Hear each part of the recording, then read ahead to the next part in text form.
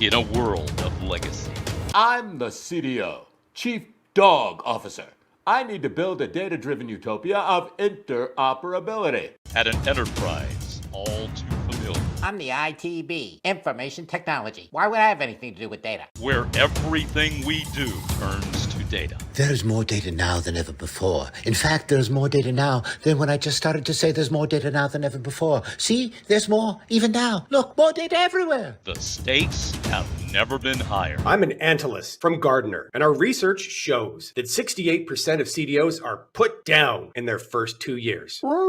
Interesting, because at Froggister, we see it as closer to 7 and 10. Is that regular years or dog years? Either way, you're screwed. you're stuffed. In the quest to bring value to the business. As CEO, I'm implementing a vision-driven, purpose-led, performance-oriented, customer-focused business strategy. Yes. In short, we must build a better mousetrap. I wouldn't put it that way. We need to do something. We are underwater. This all looks good to me.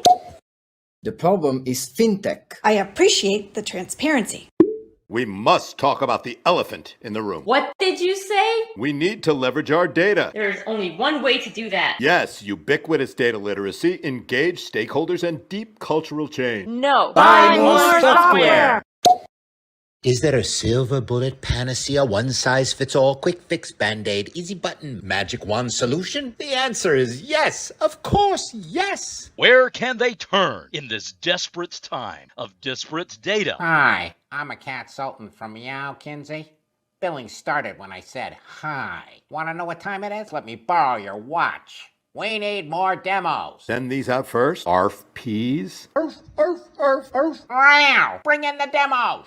Hello, it's Sales Fork. It's amazingly incredible and incredibly amazing to be here. The times, they are a-changin'. I'm Microspoon. We can provide 360 view with 365 access. You'll be running in circles every single day. Our most recent innovation is the integration of ChopGPT. ChopGPT. I can slice and dice it any way you want it. So get ready to wrangle. This is Tater Bricks. Versus the mighty Snow Great. What makes you so great, Snow Great? Why don't you grow some more eyes and find out? You need them to find all your secret budget-busting settings. How about I turn your hashtags into hash browns?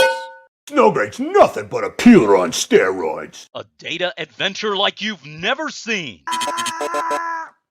What was that? That was our buzz collar, darling. When we hear buzzwords, You'll get a shock. the buzzier the words, The bigger the shock.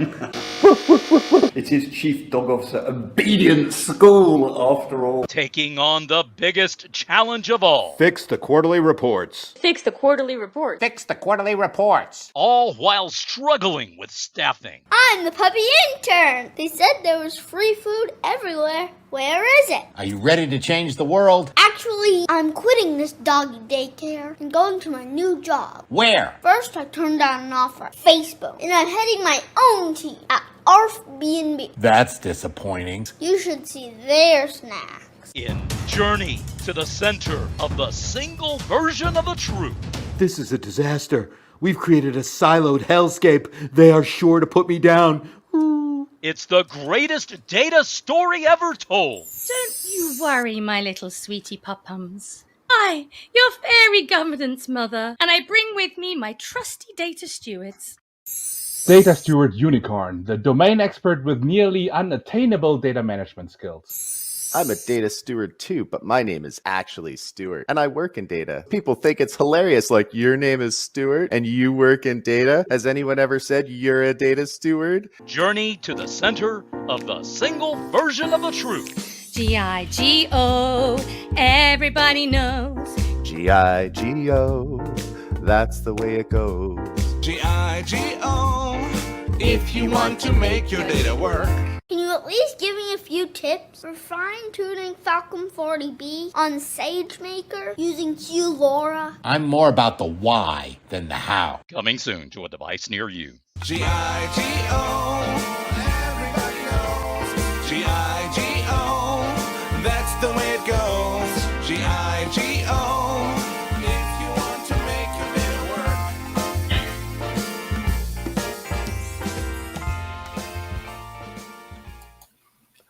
Oh my God, that was amazing! Welcome to the Lights on Data show, everyone. You might suspect who our amazing guest is today. Our guest whispers to data to calm it down. He tells stories about data like no one other. He's also a master puppeteer, as you've seen. He's very charming, very funny, and we love him. Welcome, Scott Taylor, the Data Whisperer. Hi there, Georgia Deanna. I love you too. I'm so thrilled to be here. It's so fun. Glad we're doing this just on this topic here. What a blast. Yes. Scott, which is your favorite puppet and why? Right away. I love the bee, as you know. The bee. I love that first bee. one. Too. He's just kind of like strikes a certain attitude in my personality. So I feel I can be even like more snide and cutting, hiding within that bee character. But the dog is also the hero. He's turned into just kind of like this epic data hero as the chief dog officer. Yeah. That seems to kind of strike a chord with a lot of folks out there. Yeah, I mean, I love his personalities and looks. I mean, I can see him in the background there giving us the smug look. Over here. Whoops, that way. Yeah, we got the consultant is new. But that preview, there's 25 characters in there. So just the idea of like creating more and more characters is just such a thrill. It's so fun to just come up with these. How do you come up with them, Scott? It's just they just keep going. All right. I mean, the cat sultan from Meow Kinsey. How I feel like sometimes it just writes itself, or Chop GPT, you know, it's just so simple. And you put two eyes on a knife, and all of a sudden you have a whole new personality, and just dive into it. Yeah, Jonathan here was mentioning data literacy to another level. Yeah, to another level for sure. Yeah, I don't know whether that's up or down, but it's definitely another level. It's 2 steps up. Ultimate. Everybody's loving it. All these comments coming in. Oh, cool. Love it. More to come here. So that's an actual preview of, as you know, I'm doing this multi-part epic journey to the center of the single version of the truth. And there's multiple episodes. And I was pretty proud of constructing that preview to show just a glimpse of these different episodes that are coming. Like there's one just with the puppy. There's one with Bubbles and Squeak, which are a takeoff. If people know the voices there, that's Caroline Carruthers and Peter Jackson. They do a CDO summer school. And so for me, it was all right, Chief Dog Officer Obedience School. But we have a whole scene. It's a 5-minute scene that's been shot. And there's a really, and just from a storytelling perspective, this kind of approach is so fun. In that's a 5-minute video, and there's no hint of what there's an actual huge plot point that's driving the entire series that isn't mentioned at all. Yeah.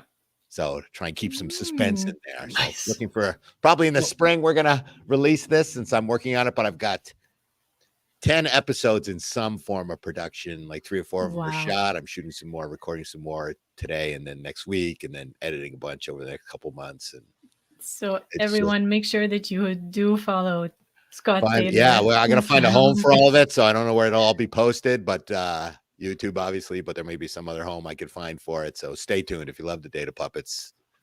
Just Google Data Puppets and you'll find the content there. You're number one on Google. Yeah, that's it. So just that was a huge epiphany for me a month or so ago, maybe a little longer, when I really decided to focus much more on this set of characters and this franchise and this opportunity from a serious business perspective. Because if you Google Data Puppets, I'm all that comes up. It's the only thing. Yeah. That's not sponsored. There's some software named Puppet or something that comes up once in a while, but that's a SEO marketer's dream. That's 100% organic exposure. Nobody's even close. You got to scroll way down to find something that isn't me with just the term Data Puppet. So I immediately bought datapuppets.com, but Google has clearly not seen the terms data and puppet next to each other. Yeah, exactly. I love the uniqueness to it. And it's, it's funny. I love all the puns. But it's engaging. It's also educational. Anything from an IT technical data professional that would love the business as well. I feel like they're learning a little bit more about all these different concepts. It's educational, and then vendors love it too. Yeah. So I'm doing a real commercial with the company. I can't, unfortunately, it's not all approved yet. So I'll show you a little clip in a little bit without naming the brand, but the Data Puppets actually got a real job, and we're doing a real commercial for real money that we put together. It looks fabulous, and it'll probably be released next week, but the final approvals are today. So I'm a little reticent to show the whole thing, but I'll show you a little clip of it. And that means that you have a team that you can just fold and put in your bag whenever you're gonna travel somewhere, and you can take. These guys fold up easy. It's all cloth there, so don't worry. So, Scott, I think very many people are wondering, how come did you end up working with data when you are so creative and have so many talents? I mean, you could have been an actor, a voice actor, a puppeteer, a stand-up comedian, even. I guess, but and earlier in your life, you're trying to, do something serious, run a family, building a family, growing a family, and mortgages and all that. I never thought, all right, I'll just do this. So at this point in my career, I'm at exactly where I want to be, which is doing as much creative stuff as possible. But I always had a creative bent in anything I ever did. The first puppet I did was for Dun & Bradstreet, so that was actually an internal. It was the bee. The bee. It was like a little bee at the time, wasn't it? It's the same bee. Yeah, I had like a little bees that I gave out to everybody as a little internal swag, but we used my bee character over here. I'm sort of opposite. And Dun & Bradstreet, they're known as D&B. And so I had to name this character, and it ended up being Dean B. Dean B. And again, it's just a 175-year-old company. Nobody ever came up with that before. And it became just a character internally. One group had a sales meeting where somebody dressed up as a bee and they gave out it took on this whole life of its own. And that's when I started to see, okay, this thing can get serious here in terms of engagement and following and how people react to it. And I did a couple of internal videos and they took off. The marketing people did not allow me to show them outside. So that was how lost opportunity for them, I feel. Yeah, exactly. Yeah. So I just took it all and went from there. So I became the ITB and then the chief dog officer, and then it just all However, it does help internally as well to gain the following, to gain the interest, the attention. From a change management perspective, this is absolutely brilliant, and it should be in the books. At Dun & Bradstreet, part of what it did was sort of raised my profile and then it helped me get entrance into a lot of conversations. Just because people realize, all right, this guy is, a little wacky, but he's got a real message. And that's why I was there, was to help them get their message straight on master data. So I've gone from master data to data puppet master in a very short time. It's a great journey. Well, I want to showcase another clip that I have here. Yes, I have another clip. I have a very special unboxing clip here. I think you have to put it on. All right. Well, let's add it to the stage. I'm going to do an unboxing. So I'll set it up. So George is not seeing it. Oh, I'm representing, by the way. I have same outfit. Don't worry. I've got my thank you. Love it. Thank you. I know unboxing is usually George's thing, but let's give this a whirl. Hi, I'm going to do an unboxing thing, which I know George usually does, but I thought this would be fun since I'm going to be on his show. And look, it's made in Canada. Let's see what we got inside here. Wow, it was pretty stuffy in there. Thanks for letting me out. I play George Furry Cat in The Data Puppets. I try to help a pack of chief dog officers write a business glossary, but managing CDOs is like herding cats. This furry cat likes tools like Microsoft SQL Server, Informatica, Cloudera, Tableau.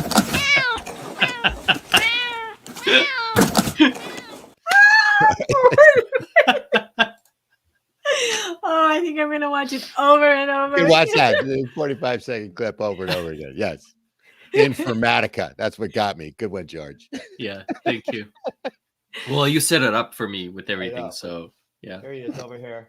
George Furry Cat. It will be and the scene he is, yes, we didn't have enough time to get it into the preview, but will struggle dealing with these 2 or 3 chief dog officers to try and write a business glossary, and hilarity will ensue. So that's awesome. Fun. Yeah. And you know what I thought it was a little bit of a fun fact and coincidence. The cat actually looks a bit like our real cat as well. I know. Yeah, this is good casting. Yes. Yeah. Inspired by tree vents. Very tight mouth, though. I got to tell you. So I'm learning a Mm. lot of like puppet techniques. I decided, I did that first one a couple years ago, and that just took off. So that's what really just, I think a lot of people identified with me or me with that originally when I first did the first puppet video. Mm-hmm. But my puppetry skills weren't very good. So looking at it, I thought, okay, if I'm going to do this other major effort, I got to get better at the technical part of this. So I'm looking for how I can learn puppetry, and I stumble across the Ballard School of Puppetry, which is part of UConn. I live in Connecticut, so it's about an hour and a half away. So they have a whole school on puppetry, and I wrote to them and told them what I wanted to do. They connected me up with this grad student, and I've met with him a couple times. Tim Cummings, he's my puppet mentor, and he's helped me like unbelievably. Story, technique. He came and shot some stuff with me, and he's just been invaluable. I'll send him this clip because he's not really on LinkedIn. He's still a student there, so he's got a combination of electrical engineering and puppetry as a combo focus. So he's clearly headed for Imagineering or somewhere else to get those kind of skills together. But he's helped me tremendous. I'm just really like using a monitor for a puppet, which I'd never done. And it just improves it about 1,000%. And he told me Jim Henson, who he says, everybody thinks Jim Henson's famous for the puppets, for the Muppets, but like kind of in the trade, what he's really known for is the use of a monitor to track your movements. And that was really easy to set up. You just have a monitor outside the camera, and it just makes a world of difference trying to figure out where you are on stage. But he gave me a lot of tips. He's like, go as high as you can, like, extend your. So I sit way down on a stool, and I've got this stage now that's made out of a combination of a Black & Decker workbench thing that's on top of some risers, and then a stand-up desk panel. So I can kind of adjust it, and it can go pretty high. It's like, it can go 5-6 feet up in the air by the time I'm sitting down, and gotta go way up. But it's just the posture. I look at all my old puppets, and they're all leaning kind of the same way. So it's really fun. Yeah. And he told me for this puppet, I used a clothespin for the mouth because it's so teeny. And I'm a stickler for syncing it. So now when I, like your voice was pre-recorded, so I play it back at half speed and then do the mouth of the puppet slower, which takes a little while to sort of figure out. And then it comes out better rather than trying to stay in sync with somebody who's talking is really difficult. Yeah. Word. So just the technique part, I'm really like on personal development basis, really working hard to get better at. Yeah. I love the comments. All right, Calibra. There you go, Kevin. That's a keeper. That's going in the script. Yes, thank you. Calibra. Yes, love it. Good one. and Kate is seeing the CEO in the background, which Kate is the CEO. Yes, Kate was. Kate, you're voicing it, right? It no, was she's important the to have elephant. I felt it was important for that group to have a female leader. I wanted to do that, and she loves elephants, and so of course Kate was the CEO. It was a natural casting. And I love Tian Kai's comment. He said, late to the show, but so great to see you all. Plus, I see the data unicorn behind Scott, and I feel so connected now. There he goes. Because that was Tian Kai, right? Yeah. And he also did the music with me. And orchestrated the Nicola Ascom and Mark Horseman and Tenkai had this music session, and they said it's a long song. We've got a whole song. We got a couple treatments of it, but that GIGO song, and Mark is just hilarious. He's just everybody just everybody is so fun. And George, we'll have your scene soon, so I've got to. I think the unboxing was amazing. Yeah, but and Kate says to bring the real cat on screen. He's here. Should I bring him? I'll bring him. So I have another clip. So I can show you a piece of, if you want to see it, a piece of this brand video. Here he is. See a new, and then I have a story about that. So if you want to show that, it's like a minute, and you'll get a sense of. And so to set up this clip, which I've always wanted to say in my whole life, I've always wanted to say to set up a clip on a talk show. I'm trying to explain, I'm using a really like one of the oldest forms of analog storytelling to talk about and describe a very digital issue, which is data observability, and just creatively trying to think about how to symbolize that in this puppet universe and then have it make sense. So this is part of a literal commercial, but it's only about a minute or so, but you'll get kind of a feel for it. And then we can All talk right. about it. But the client is the voice, if you know Ryan Yackel. He's the voice in this. So there we go. Let's bring it up. ADO, Chief Dog Officer, I've enabled a data-driven utopia where our insights flow freely up, down, around, and through our modern data stack. The ITB here. I keep the operational infrastructure buzzing. Buzz, buzz, buzz. All I want is to consistently deliver value to business users. I want more business value. Great. Because we've designed a platform to handle diverse data structures, ensure integration, transform pipelines, and align disparate formats. Does it work? I said we designed it. Hello, I'm the data engineer. I'm moving data from upstream to downstream as fast as I can, but we're flooded with data problems. Our business users can't get the right data at the right time. Do you have any idea of what's going on? Nope. I don't find out if a critical pipeline is broken until it's too late to fix. Ouch. My team spends 80% of their time wrangling and munging data. And the other 20% complaining about it. Thank you. I'll be here all week. Every day, our source data has missing, inaccurate, or incomplete values, and the business users don't trust it anymore. Poo-poo in, poo-poo out. I do admit we have some quality, governance, reliability, monitoring, fragmentation management, and pipeline issues. Other than that, everything is fine. Nothing is fine. Maybe we just have to shift left. There you go, there's your, where am I here? That's the raccoon data engineer, and there's a whole episode about this and what they do and how they figure it out and how they solve that data problem for the data engineers who are spending all that time munging and wrangling data. So Scott, do you laugh just when you come up with these ideas? Yes, sometimes just by yourself. Yeah. So it's very entertaining for you. The ping pong ball thing was just like, how do I explain? So I have all these ping pong balls, and like having data be symbolized by the ping pong balls, that worked. And this little kid toy with all those things flowing. But again, from a very serious, like storytelling perspective, how do you establish these? You know, I do these in the mind of nobody knows me. They don't know me. They don't have a context. They don't know what puppets and who this guy. So you have to establish these things really quickly. And that challenge for me is really gratifying to overcome, to figure out and go over. Okay, does this work? Does that seem like it's, you know, how long do you hold on this ping pong ball thing? If you show it to somebody who doesn't have any, do they know that that's supposed to be, you know, data pipelines and all that?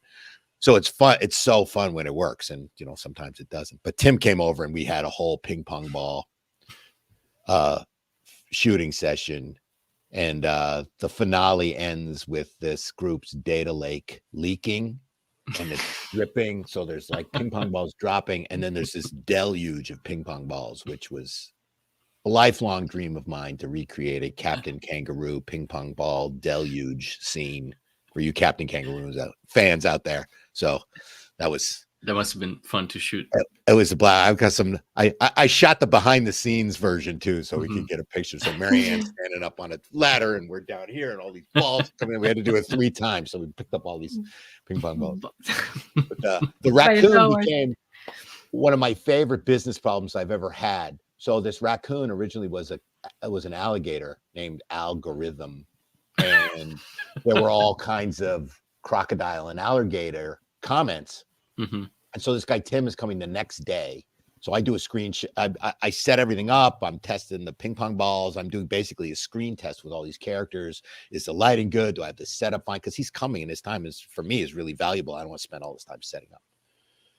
So I've got this alligator on my hand, and I'm looking at it, and I look at the screen, and it's on a green screen, and the alligator's green, and I'm like, I'm screwed here. This is green. This is not going to work. And I take it out. I film it anyway. I put it in the editor. I key it out. And the only thing you can see is the eyes of the alligator. Like,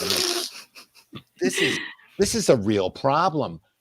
I call Marianne, my partner. I'm like, First I write to Tim. I go, you got any extra characters lying around? Can you bring something tomorrow? Do you have? Because it's got to be kind of a cool character. It's the client. I couldn't use the dopey duck or the wacky bird I had. I'm like, it's got to have some, gravitas. So she literally Googles puppets near me. And a Barnes and Noble comes up and they have this raccoon. I go, I think this can work. I don't know about the eyes. And while this is happening, I'm really enjoying the fact that this is my business problem. I have to find a new puppet right away. And it's okay. I can fix the eyes because I have extra eyes at home. So I zoom over to this Barnes and Noble. I put it on hold. I said, hi, I'm here for a data. I've got this raccoon puppet on hold. They go, can you tell us your last name? I'm like, do you have a lot of them back there on hold? Did I get the last one? I hope you got enough left. So I get it. And I look at it and I'm like, yeah, this is the guy over here. I had different, the eyes can make an incredible difference.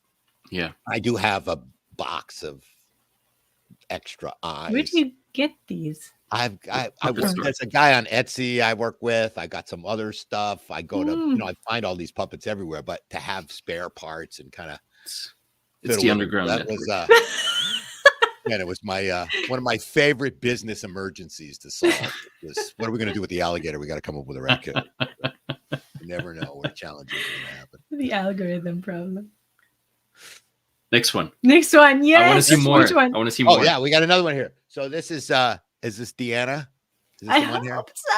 Yes. All right. So by command performance here, Deanna's always loved the bee as I have, and she wanted to interview the bee. So here's an exclusive one-on-one interview that we did Wednesday with the highlights of Deanna and the ITB. So enjoy that. It was an honor. ITB, welcome ITB. Hi, Deanna. How are you? It's great to be here. How are you, honey? Hope you don't mind me calling you honey. Very good to see you, ITB. I've been wanting to interview you for such a long time. I know. That's good because everybody wants to talk to the dog. And I figure, all right, somebody wants to talk to me? That's fantastic. Tell me a fun fact about yourself. My favorite drink is the Stinger. I'm kind of drone on, but as you know, being the ITB, I try to keep our operational infrastructure buzzing. Buzz, buzz, buzz all over the enterprise. And how does that work? We only need two things to make this work. Which are? More time and more money. That's what I tell them all the time. CEO comes down, what do you need? Two things, more time and more money. What are your favorite buzzwords? Buzzwords, we've been working on an analytics graph hub fabric mesh, which has been fabulous. Obviously now it has Gen AI. My favorite thing to do now is just simply add Gen AI to anything we're thinking about. Just add to anything you're doing this year. That's my top prediction. And it will make it certainly sound more relevant and can be done simply with only those two things, more time and more money. And then everybody, when you mention Gen AI, everybody will think that you actually know what you're talking about. Exactly. Well, there's several kinds of AI. There's regular AI, there's A dot, I dot, there's artificial intelligence, there's Gen AI, there's generative artificial intelligence. We do them all of them. We got them all. In 2024, what do you think will really sting the data professionals? The fact that they've been depending so much on generative AI. Believe me, that's going to come back around by the third quarter here. All the time will be gone. All the money will be gone. But isn't this what you are suggesting? How else am I going to keep my job? I've got a big team here. Look, there's all that talk all the time. They're talking about business value and literacy and governance. I'll tell you one thing. You can't get any of that done without software. Tell me, ITB, what is your relationship to the CDO, to the Chief Dog Officer? He's a CDO. Then he wants to be a CDAO. Then he wanted to be a CDAIO. Then he was going to be a CDAIMLAI. There's too many initials. You can't fit that in there. We can't open up SAP and change the title field to be unlimited characters. It's just not going to work. So you got to stick to 3 characters. I also heard that if you eat honey, you become smarter. You do become smarter. Yes, you do. I mean, look at me. Really? I am running an entire enterprise IT organization, global. We've got hundreds of divisions. We've got more systems than we know how to count. So is data the new honey? Let me tell you one thing about honey. it never expires. Everything gets old except honey. They can dig it out of the Egyptian pyramids and spread it on toast. It tastes great. Honey never goes bad. And that's the way we run our data governance program. None of our data ever goes bad. We keep it all. It lasts forever. If you want it, we'll find it. We need more space. We got to support Jeff Bezos, that's for sure, and his AWS cloud. And the more data, the better. I say the more data, the better, no matter what. More data is more data. Is that your new motto? Yeah, that's a good motto. More data is more data. Bring it on. You can't have enough data. So ITB, I come from the business, and I want to ask you, how are you planning on improving our relationship? Me from the business, you from the IT. That's what we have the CDO for, to keep us apart. We could care less about the business. We're trying to run the software. That's what we do. I'll tell you one thing. No software, no systems, no business. So whatever you're in, great. Whatever kind of widget you make, fantastic. You're not going to scale without the stuff we do. That's why I want to collaborate directly with you, ITB. I want us to have a relationship. I want you to give me honey. We talk all the time. We've got the company picnic. We've got the holiday party. That's twice a year. It's just, we shouldn't push it, okay? We should not push it. Well, thank you very much, ITB. This was very insightful. Thank you, Deanna. I love to be here at Lights on Data. Say hi to George and keep it sweet, honey. Thank you, ITB. You're the best.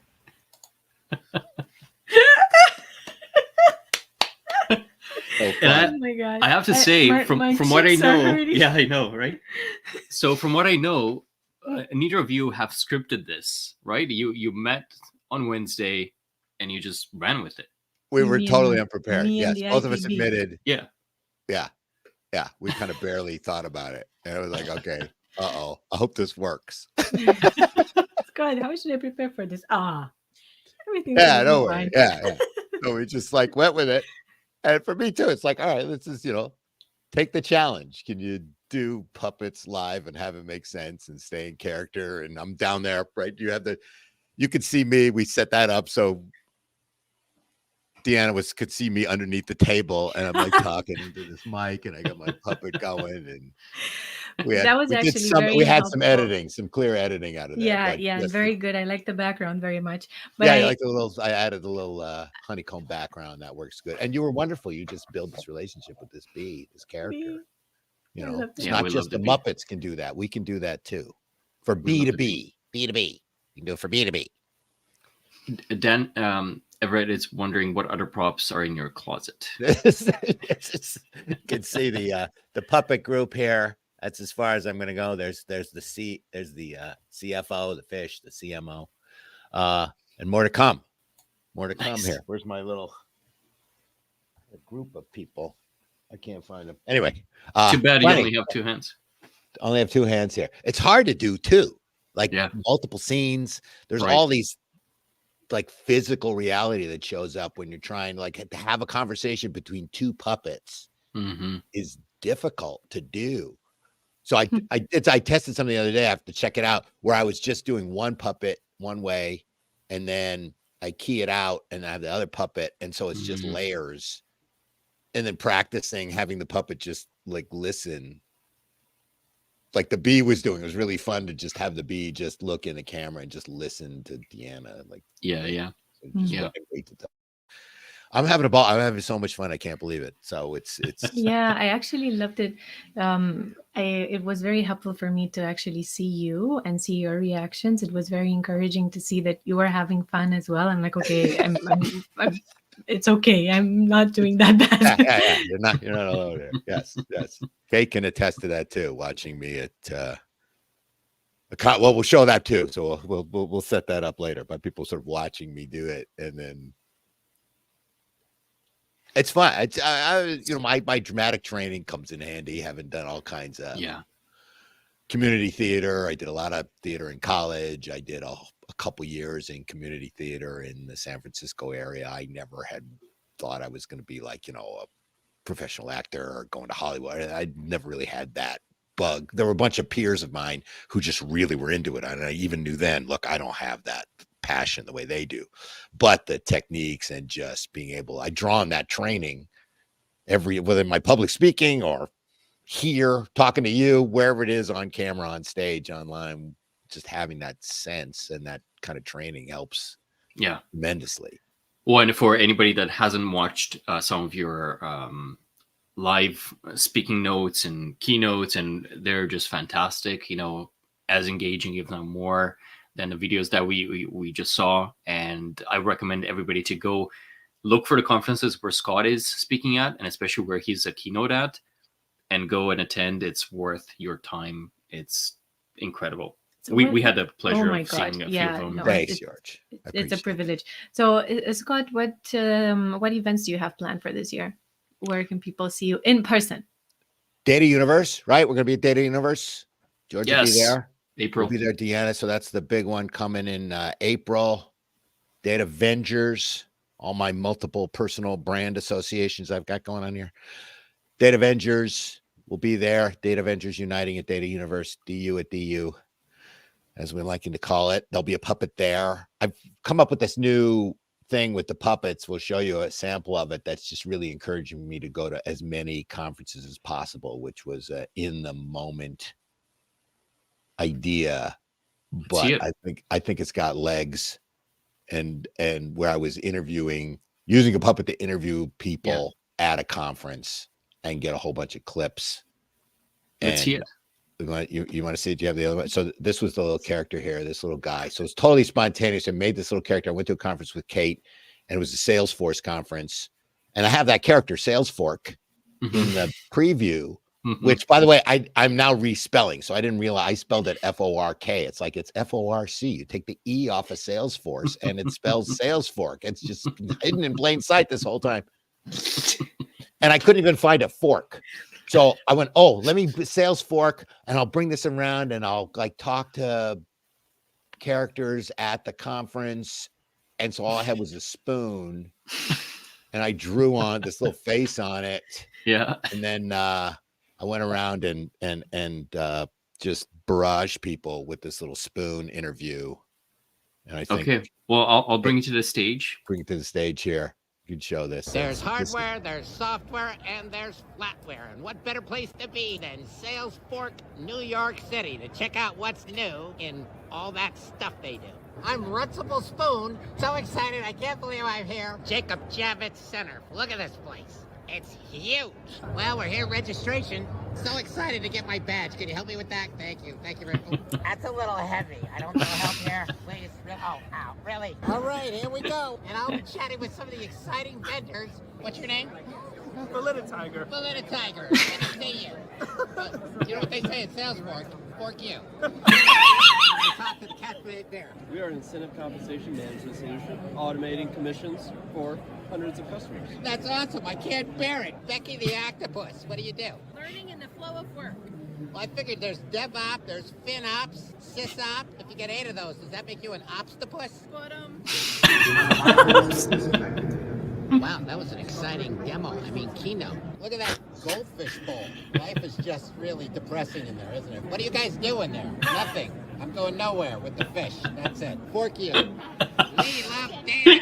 Yeah. Hey, Paigey, how you doing? Hi there. Feels to me like pagers are a little bit legacy. Can you explain your current digital relevance? I can't hear you. Paigey doesn't speak. Paigey does not speak. The interview is over. The fork be with you. Look at the trees. I think that's where I came from. The kangaroo, I get it. What's in the pouch? Did I dip in the... Oh, wait, sorry. We shouldn't do that, probably. What do you guys do? Automate the revenue life cycle. That does fit in there. That's terrible. Oh, my God, sorry. I can't believe it. He's here. Salesforce founder, Mark Benioff. We're here at the Williams-Sonoma booth. How you guys doing here? Booth candy. Just hanging out? Love the kinds. Love the slotted spoon. Hey, Spatch, how you doing, babe? Hi, I'm Edie the Penguin, marketing optimization platform inside Salesforce Marketing Cloud. No SQL data segmentation as well as marketing optimization. Anthony, are you okay with this? Hey, what's going on? Is Anthony in marketing? The ability to set frequency capping and saturation control. Some rules goals and priorities around how much communication you send to your customers and prospects. That's it. Wow, that's it. It's a hell of a tagline. Where's the food? I can't eat this. This is so awkward. Oh my God, it's Dreamforks. And who is this we're running into here at Salesforce? It's none other than Kate Stretch. And Kate, how are you? Poor you, Kate. The first sock puppet we found. Where's your mouth? How are you? What do you guys do? We do document generation and e-sign. What's the name of the company? Foxit. Do you have any Fox stuff? So have you thought of doing a Fox? It's a secret. We can't tell you. Fork you. Fork you. There he is. Mark Benioff. Right there. Mark Benioff. Hi, we're here today with Kira from Salesforce. How are you? I'm good. How are you? Well, what are you guys doing here today? What's the big deal about it? Well, we're trying to find Benioff. Thought I saw him, but he wouldn't show up here, would he? In Hawaii? And you know what they say at Salesforce? What? Fork you. Good one. I'm sorry, you're going to have to leave. But I'm here. I have a badge. I don't care. You're not a fork. More of a runcible spoon. You need to leave. I identify as a fork. No, I'm sorry. So I got to go. They kicked me out of Salesforce. See you next time. Bye.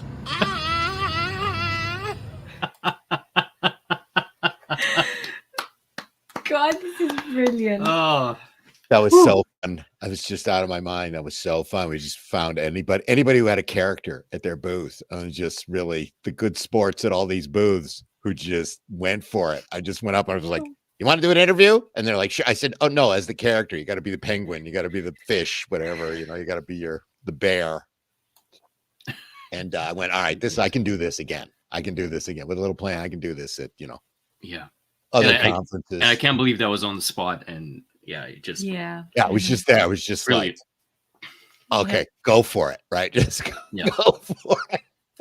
We have great comments here also from Dan, who says, "Oh my God, so funny." Or Fox Socks. Fox Socks, yes, And Fox and Scott Socks. Daniel as well. Thank Did you. not very have much. I did not have the presence Yes. of mind to do a Dr. Seuss quote in Fox and Socks, but it was fun. Yeah, people were just such good sports, and then finding stuff like the Benioff lookalikes and things like that. It was just such a blast. The reason I talked to that Salesforce woman at the end is she heard me say, "There goes Mark Benioff." And then I see these two people walk by, and one of them goes, "Is Benioff here? Did they say Benioff was here?" Benioff is the CEO of Salesforce, for those of you who don't know. And he looks like those two people I found. Oh, yeah. And then I went, "No, it's that guy." And she was laughing. And then I said, "Here, you want to do an interview?" So That's amazing. Anyway. Well, you're a great storyteller, and you also wrote a book telling your data story. Yeah, on the serious side. On the serious side. So yes. what's your book called again? And so that people know. Telling your data storytelling for data management, 99% buzzword free. And that's out there. Yeah, the whole data whisperer thing still going, right? My own persona with that and the book, and still doing videos and content with brands. Then I've got the overlay with the Data Avengers that George, you're part of. We do some fun stuff there. But now I've got this Data Puppets stream that I'm working on. Yeah. And so from a personal branding perspective, is like I have a whole portfolio. That's plus different media partnerships and so it's fun. This is fun. And maybe to the lucky few, you might still be available to be contracted. So I'm there. Yeah. Hey, brands out there, you want to do some puppets? Let me know. They're up to be commercialized. I'm happy to have them sell software. No problem. Talk about data problems. Yeah. I bet when I get all this together, I think there's going to be something, to your point, around sort of educational. I can start to use these within sessions to kind of illustrate stuff. And, is there a course that I can pull out of this? Is there something else that's just a little different than what most people, the way I like to say, I used to write white papers, but now I do puppet shows. And how do you distribute that same kind of important message in a different, engaging, funny way that kind of hits people that absolutely unexpectedly? So it's plenty of room for that. Plenty of room for all of us out there trying to do something fun and creative. No, as Jonathan was mentioning earlier on the show, data literacy to another level. And I feel like integrating the puppets to give the message to the business, to teach them about all these different data concepts, maybe it will really draw them into the sessions, have them pay attention, integrate what they've and learned. remember, And right? remember, this yes. is the most important thing, because we tend to remember half, and then after a week we remember half of that half, and then less and less. But if you have this strong connection to an imagery and to a joke and to something funny, it has more chances of sticking Absolutely. and getting people on your Absolutely. side. Yeah. This is amazing. Yeah. So, well, check out Scott Taylor's videos on YouTube. Of course, follow him on LinkedIn. There's a lot more content out there that you can, I'm sure you wouldn't mind if people would play it to their audience. Hey, you're welcome to play it. Yes, that's it. That's what it's there for. You can't steal it from me. I'm giving it to you. It's I've had people use them in their sessions and play them for their teams and have their own chief dog officers. It's like, let's go for it. Yeah. Where can you find the data puppets? Just Google Sheila, just Google data puppets. That's it. So that's it right there. Data puppets. All that comes up. You'll find all my videos right there. It's a natural term that seems to. Yep. On Google, on YouTube, subscribe to Scott's channels again. And there's going to be a lot more videos. A lot more coming. Yeah, this is the year of the data puppets for me. Nice. 2024. Nice. I love it. I can't wait. I literally can't wait. Thank you very, very much, Scott. It's such a joy and a pleasure and an honor to have you on the show.